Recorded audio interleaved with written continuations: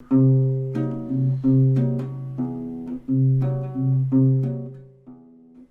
buenas a todos, señoras y señores. El día de hoy vamos a aprender lo que es la consonancia y disonancia. El aspecto de consonancia y disonancia no solo es crucial para la música, es también un elemento de naturaleza. Este aspecto influye profundamente como nosotros percibimos la música. Hablemos primero de la consonancia. La consonancia es, digamos, que es agradable al oído y hay un equilibrio y un balance entre los sonidos. El fenómeno de la consonancia tiene su raíz en las relaciones simples entre las frecuencias de las notas. Un ejemplo clásico de la consonancia es la octava. ¿Qué ocurre cuando una frecuencia de una nota es el doble de la frecuencia de otra?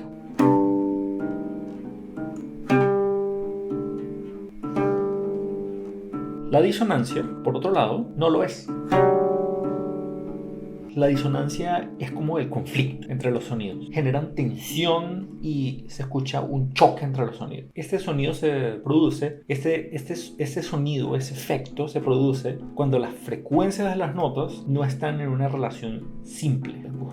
Qué bonitos son esos. Los sonidos de las notas no están en una relación simple, es un conflicto. Por ejemplo, el intervalo de séptima puede ser disonante. Existen séptimas mayores, menores, ya que la frecuencia de ambos sonidos no se alinean de forma natural. La disonancia crea la sensación de querer ir hacia la consonancia. El conflicto siempre tiende a querer lo que se llama en música la resolución de la disonancia, la resolución del conflicto. Entonces, cuando hay conflicto, entonces quieren la música, como en la vida, como en todo, cuando hay un momento de conflicto, naturalmente se quiere resolver ese problema, igual que en la música. Cuando se resuelve ese conflicto, esa disonancia, entonces se siente un alivio, una resolución, un descanso. Y exactamente funciona en la música. Hablemos rápidamente de la frecuencia y de los armónicos. Eso tiene que ver con física. La frecuencia, que es medida en hercios, es el número de ciclos de onda por segundo. Cuando un instrumento musical produce un sonido, no emite solamente un sonido de una frecuencia, sino él emite una serie de armónicos, muchos sonidos al mismo tiempo.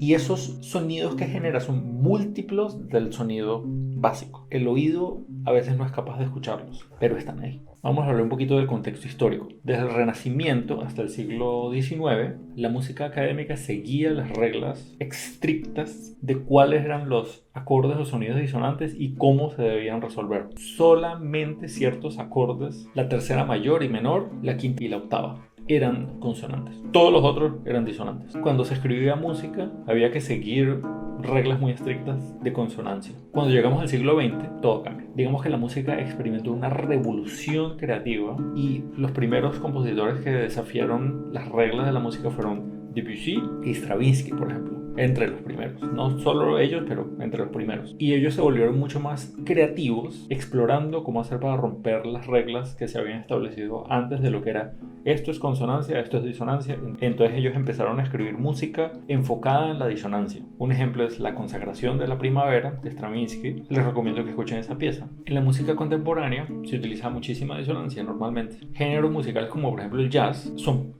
pura disonancia. Otro ejemplo, por ejemplo, en música pop está la famosa banda Radiohead. Ellos tienen muchísimos álbumes y han surgido siempre muchos cambios a lo largo de sus álbumes. Y el álbum A Moon Shaped Pool es un ejemplo de experimentación y disonancia. Si pueden escucharlo, escuchen. La consonancia y la disonancia son elementos básicos de la música que siempre van a estar en conflicto unos con otros. Esos aspectos obviamente han evolucionado mucho y sus definiciones también han cambiado mucho. Los elementos que se utilizan en la música que se definen como disonantes y consonantes ya no son los mismos. Y eso hace que los artistas y los compositores puedan tener un rango sonoro y explorativo y emocional más grande.